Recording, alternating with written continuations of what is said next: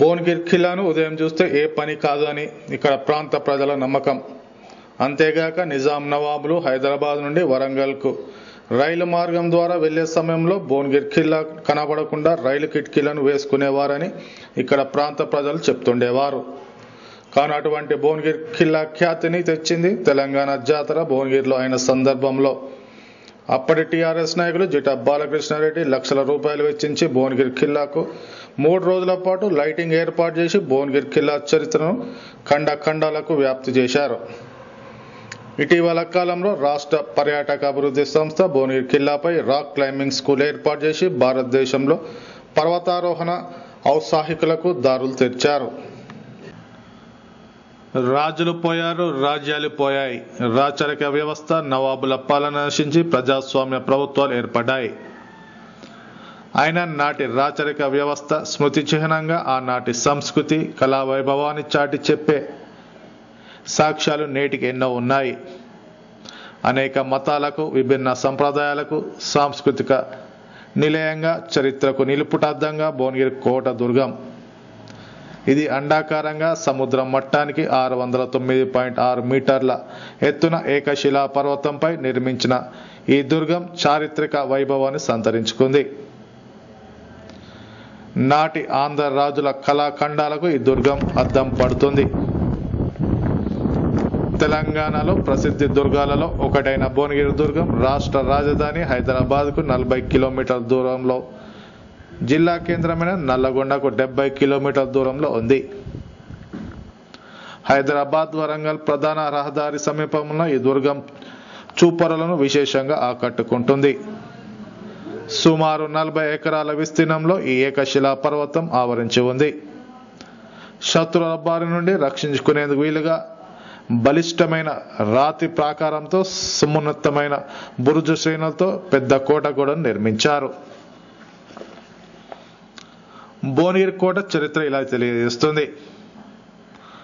పూర్వం ఒక హిందూ రాజు రాయగిరి పరిసర ప్రాంతాలలో ఒక దుర్గం నిర్మించాలన్న సంకల్పంతో సంచరిస్తుండగా బోనయ్య గిరమ్మలనే గొర్రెలను కాస్తున్న దంపతులు తారసపడ్డారట. ఫలితంగా ఇరువురి మధ్య పరిచయంతో రాజు తన మనసులో మాట దంపతులకు తెలిపినట్టు చరిత్ర తెలియజేస్తుంది. చెట్ల తీగలతో నిండిన భువనగిరి కొండను ఆ దంపతులు రాజుకు చూపించారు.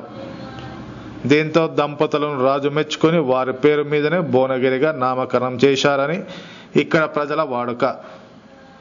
కాకతీయ మహారాణి రుద్రమాదేవి మనవడైన ప్రతాపరుద్రుని చరిత్ర ఈ కోటతో ముడిపడి ఉన్నది.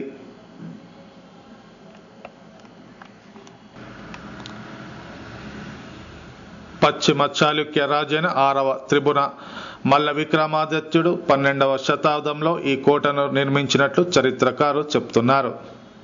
అందువలనే త్రిభువనగిరిగా ఏర్పడిందని, తదుపరి నవాబు కాలంలో భువనగిరిగా, కాల పరిమాణం గతలో భువనగిరిగా మారింది. ఈ దుర్గం కళ్యాణి చాణక్యుల కాలంలో సామంత రాజుల ఆధీనంలో ఉండేది.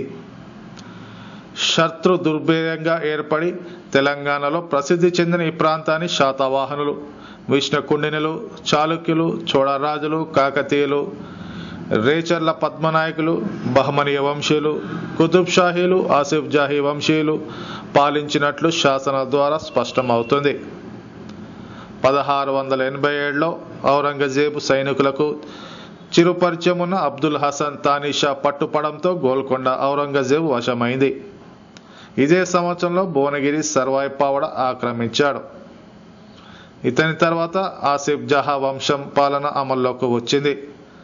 తదనంతరం వరుసగా నాజర్ జంగ్, సలబత్ జంగ్, నిజాం అలీ ఖాన్, సికందర్ జా, అఫ్జల్ ఔద్దుల్లా, మహబూబ్ అలీ ఖాన్ అనంతరం భువనగిరి దుర్గం స్వతంత్ర భారతదేశంలో కలిసిపోయింది. రాజుల కాలంలో ఈ దుర్గం శోభాయమానంగా వెలుగొంది. ఓరుగల్లు కోట తప్ప రాష్ట్రంలో భువనగిరి కోటకు సరితూగే దుర్గం లేదు. రాజప్రసాదం భువనగిరి ఏకశిల అగ్రభాగాన నిర్మితమైన సుందరమైన రాజప్రసాద భవనం నేడు శిథిలావస్థకు చేరుకుంది. నాటి రాజుల కళా నైపుణ్యం, శిల్పుల పనితీరుకు నిదర్శనంగా నిలిచిన భవనం కూలిపోతుంది. భవనం, సభా మందిరం, నివాస గృహాల గోడలపై కమానుల ఆకారంతో చిన్న చిన్న గూళ్ళు ఉన్నాయి. వాటిపై శిల్పులు పుష్పగుచ్చ శ్రేణులు చూడముచ్చటగా అందంగా మలిచారు. భవనంపై ఎక్కడానికి రెండు వైపుల నుంచి గుండ్రంగా తిరిగిపోయేందుకు సోపానాలు ఉన్నాయి. రాజభవనానికి రక్షణగా 4 వైపులా ఫిరంగులు ఉన్నాయి. భవనంపైకి ఎక్కితే కింద ఉన్న భువనగిరి పట్టణ పంట పొలాలు, జలాశయాలు చిత్రపర్వంగా కనిపిస్తాయి. దుర్గం చేరేందుకు ఉత్తర, పశ్చిమ దిశల నుండి దారులున్నాయి. దీనికి ఇరువైపులా పెద్ద పెద్ద రాళ్లతో బలిష్టమైన కోట గోడను నిర్మించారు. ఈ రాతి గోడ కొండ కింద భాగం నుండి గోడ వెంట పైకి వెళ్ళటానికి మెట్లు ఏర్పాటు చేసి ఉన్నాయి. గోడపై 6 అడుగుల వెడల్పు, 10 అడుగుల పొడవు గల శిలలు అమర్చారు. సింహద్వారం చేరుకునేందుకు అడుగు నుండి 300 శిల నిర్మిత సోపానాలు అధిగమించవలసి ఉంటుంది. సింహద్వారం నుండి పైకి వెళ్తూ ఉంటే అక్కడక్కడ సైనికుల ఆయుధాగారాలు, ప్రయోగశాలలు, గుర్రపు ఏనుగుశాలలు, శిథిలమైన నల్లరాతి స్తంభాలు, రాతి చెక్కడాలతో కూడిన మండపం కనిపిస్తుంది. కొండపైన ఉన్న 7 కోనేర్లు సప్త సరస్సులుగా చెప్తుంటారు. శత్రువుల బారి నుండి రక్షించుకునేందుకు భూగృహాన్ని నిర్మించారు. కోట చుట్టూ పలుచోట్ల కందకాలున్నాయి. రాజభవనం సమీపంలో హనుమాన్ విగ్రహం రాతికి చెక్కి ఉంది.